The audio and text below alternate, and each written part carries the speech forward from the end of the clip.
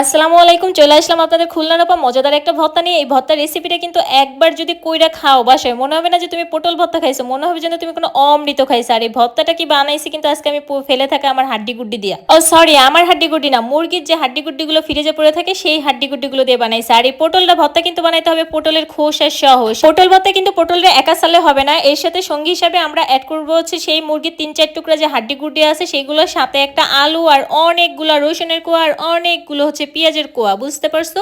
একা একা কিন্তু সঙ্গীবিহীন কখনোই কোনো কিছু ভালো লাগে না। সাথে লবণ হলুদটা দিতে যেন ভুলো না, কারণ এরা হচ্ছে ভাই ভাই, এদেরকে যদি একসাথে না পায় কোনো তরকারি সবজি কিন্তু মজা লাগে না। তো লবণ হলুদ দিয়ে এটাকে একটু নাড়াচাড়া কইরা ঢাইকা দিবা, ঢাকার পরে 5-10 মিনিট পরে এটা ঢাকনাটা উল্টাই ফেলবা। যখন দেখবা সঙ্গী সহ পটল মামা সিজ্জা একদম গুলুগুলো হয়ে গেছে তখনই এভাবে উঠাই ফেলবা, ঠিক আছে? সিজ্জে গেলে দেখো কি সুন্দর করে ভাজা ভাজা করে একদম উঠাবা এইভাবে। এটা দেখতে কিন্তু এখনই কতটা ইয়ামি। চাইলে কিন্তু আমরা পটল মামাদের ওইভাবেই খেয়ে ফেলতে পারতাম, কিন্তু যেহেতু আমরা আজকে ওদেরকে পাটায় পিষে পুঁতে ভর্তা বানাই খাবো, এই জন্য সেসে টেসে নিলাম। মাংসগুলোকে এইভাবে সেচবা, যেহেতু এগুলো হাড্ডি মাংস না, এই জন্য এগুলোকে খুব সুন্দর পুতার মাথা দিয়ে সেচতে হইবে। সেই এইভাবে বাইটা বাইটা মিসিং করে ফেলবা, দুইটার মাঝখানে ওইটা দিয়ে বাটবা, ঠিক আছে? বাইটা এখানে মিশিং কইরা একদম এই মেশিন দিয়ে ব্লেন্ডার করতে যাবা না, ব্লেন্ডারের ভর্তা কিন্তু কখনোই মজা লাগে না। দেখো আমার পটল মামা কিন্তু সেই সবুজ সবুজই আছে, যেহেতু আমরা এগুলোকে খোসা সহ ভর্তা বানাইছি তাই কিন্তু কালারটা সেই মজাদারই আছে, সবুজ একদম ফকফকে সবুজ।